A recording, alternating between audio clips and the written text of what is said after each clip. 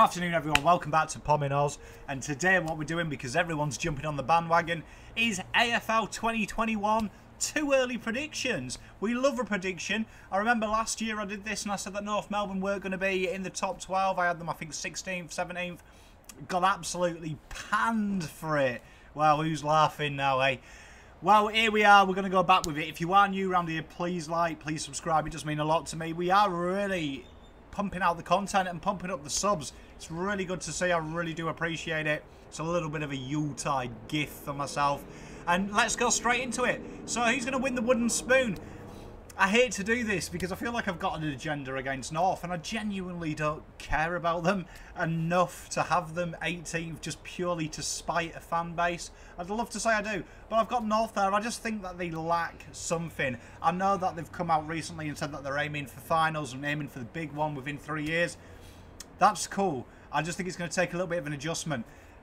Big positive though for them is the draft does look pretty good next year. Pick one will get them something. I just think they lack the firepower and they are pretty much in a transitional phase. But I'm sure we'll have them a lot higher next year. 17th, we've got Adelaide Crows. Now, if there is a team that I've got an agenda against, it probably is Adelaide, because I find that my interactions with Adelaide fans have probably been the worst out of all the AFL. And that includes the Bombers and the Pies. They're just... but I haven't got an agenda here. I just think that when I look at their side, I don't see superstar quality, and I think it's kind of like mixed with meh players and a lot of young players. So I think that they will struggle, particularly in the longer format coming back. I think you'll see a lot of teams that did well in the longer format will struggle. Then what we've got is we've got 16th, we've got Gold Coast Suns. Now the reason that I've got Gold Coast here is I think that they are going to get better, and I think that we're not far off seeing them hit the 8. I would say probably about 2 years from now we'll see them in the 8. But I just think that it's a very young side. A lot will depend on Matt Rowell. They do start the season really well and tail off to the end. And I think what shorter quarters has taught me personally is I want to see what these teams do when the longer format comes back. It's going to be an interesting one though, because I think the Gold Coast have really recruited well in the last 2 years, and they are a team that I do look out for, that I have a kind of a soft spot for. 15th, and I'm surprised I'm doing this, Hawthorn. I've got Hawthorn at 15th. The reason for why, I think James Sicily being out is a huge one. I think what they've recruited doesn't say to me that they're ready to replace their older guard. I think that this is going to be like a micro rebuild from Clarkson. Would I be surprised if they were in the 8? I probably wouldn't, but as it stands at the moment, with just before Christmas, I'm having Hawthorn 15th. 14th, I've gone with my beloved Bombers, and I did enjoy putting these 14th, I've got to admit. Probably that sadistic Carlton fan in me. I don't see it. I think that there's a lot of problems there, a lot of talk of the internal issues there. I don't know how it'll play out. And now that, you know, Worsfield's gone and it's all on one guy, very rookie guy as well, I just don't see it. I think Essendon could be in problems. I don't know if that's the king of wishful thinking, but I don't see them finishing in the top 12. 13th, got Sydney Swans. Now these are a team that I found quite hard to... Where do I put you? It's a tough one. I think they've got a very good list. They've got some good players on there. You know, Parker's phenomenal. Heaney as well. You've got to take him into account because he wasn't there last year. Paps is pretty good as well. Then you've got Blakey coming through. It's a real solid system. I just think that the middle of the road, when I look at them, I'm like, meh. 12th, I've got GWS. Now, this is controversial, this. I wasn't surprised by GWS's fall last year. And I think now that you take away Cameron, who I think, even though he didn't have a great last year, he is very important. Can Himmelberg and Finlayson hold the line themselves? Time will tell. Riccardi's real good, you can come in. But when I look at their team, I feel like they've got a lot of samey type players. I think that their plan B is really come up with a better plan A at the moment. And I think Liam Cameron coaches with the intensity in which I order my takeaway on a Friday. Which, if anyone's interested, it's usually Chinese. I love a Chinese. It don't look good, does it? I mean, I just don't see it. I don't see it. Maybe I'm wrong. Apologies to GWS fans if I've missed the mark. But I don't see it. In at 11th, I've got Collingwood. Now, Collingwood are tough because I think that they've recruited really well.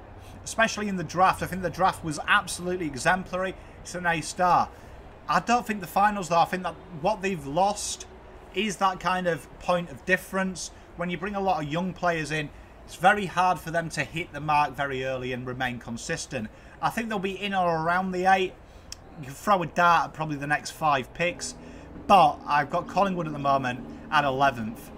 10, Fremantle. Now, those who know me know that I've got a little bit of a soft spot for Fremantle. Purple is my favourite colour. And I think they're nearly there. I think they're really nearly there. I think Brayshaw and Chera, phenomenal. Ryan down the back, for me, is one of the most underrated players in football. I don't think he gets enough love for what he does. Nat Fyfe, you can't help but love him. Good country boy. I think they'll be there or thereabouts. Will they be in the 8? I don't know, but I think they'll be there or thereabouts. I think these next 6 spots are going to be really tight. 9th, I've got the Demons. Just missing out on finals.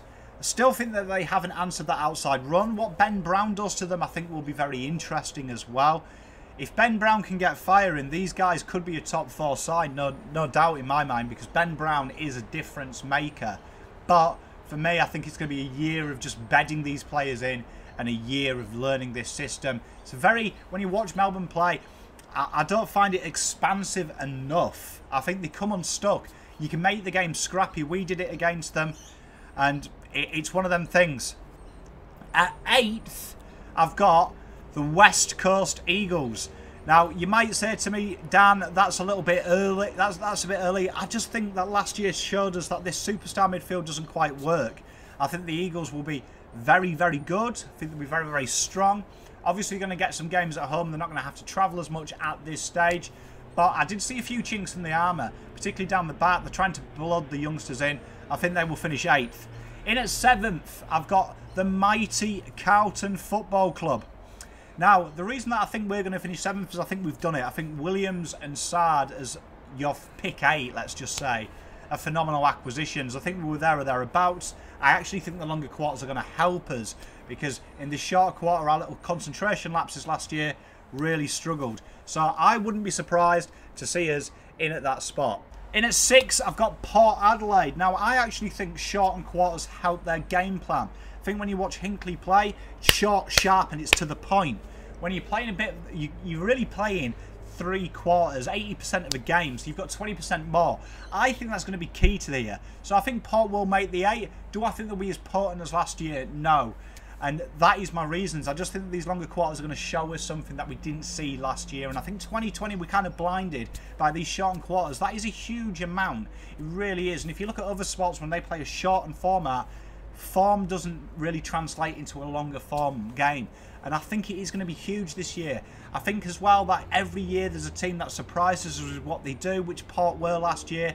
So was St Kilda, who haven't been mentioned yet. But I just think that there was times when I've watched Port Adelaide last year where they were beatable, and I think that teams will have cottoned onto that now, particularly when last year they had a lot to worry about. This year it's just football. In at 5, we're going with St Kilda. I really do think St Kilda will smash it this year. I think they've recruited really well with what they've brought in. I think Crouchy is a real big acquisition for him, a natural ball getter, an accumulator. And I think that their forward line is just absolutely peachy. I really do enjoy how St Kilda play. Pains me to say it when my wife is a Sainter, but I think they will be top 5. 4, I'm going with Richmond. Now, Richmond don't really hold any credence to the AFL ladder, and I don't think that will change. I don't think they care about minor premierships, and I don't think anyone should do. But I think Richmond will finish 4th. They'll do enough. You know, Dusty will have his little moments, and then, you know, finals will come, and then Dusty will just snap, and then it's game over. I do incidentally think Richmond will win the flag again next year, and nothing has changed my mind. I think their main challengers, though, this year will be these guys. Number 3, the Bulldogs. I think they kept Dunkley, did really well to do that. They've added Trelaw, and I think when you've got Hunter there, everything just comes together. I think Alex Keith may go off this year, another year into Tim English. Real strong outfit, and I'm really impressed with the Doggies acquisitions. I think Trelaw will be huge for them as well. Just adds something that they didn't already have, and I'm really excited about seeing it. In at 2, we've got serial ladder flag winners, and that is Geelong. I think Geelong, people are saying that they're going to slide because of the Jurassic Park rebuild. I love that joke as well. It is hilarious. But I do think that they've recruited again for let's win the flag now. I think Higgins is a very good acquisition. Cameron and Hawkins up top is just phenomenal. Got to remember as well, Hawkins leads the comp in assists. And We know Cameron likes a dirt goal. So I think it's going to be really exciting. But I do think Geelong will be top 2. And I think the minor flag winners this year will be Brisbane. I think another year into that young list. They've got probably the best player in the competition in Lachie Neale. And I think another year into these youngsters, they really do impress me. I think Brisbane can do it home and away and indifferent. And they do really impress me. I do think Brisbane, though, will fall off in the finals. I just don't think they have enough penchant for finals. There's a big pom word for you. And even though it's French. But I don't see it. So that is my ladder predictions for this year. I do think Richmond will go on to win it, and I think this will be their last one. And then I kind of predict a little mini slide for Richmond. But I do think that will be the ladder positions. It is way too early to call, though, and it is a bit of fun. So let's have a healthy debate in the comments. Let me know where you guys think you'll finish. Do you think I've got you high or low? Make a case for why maybe you should be higher, or make a case of why you should be lower. But as always, it was fun chatting to you. Pom out.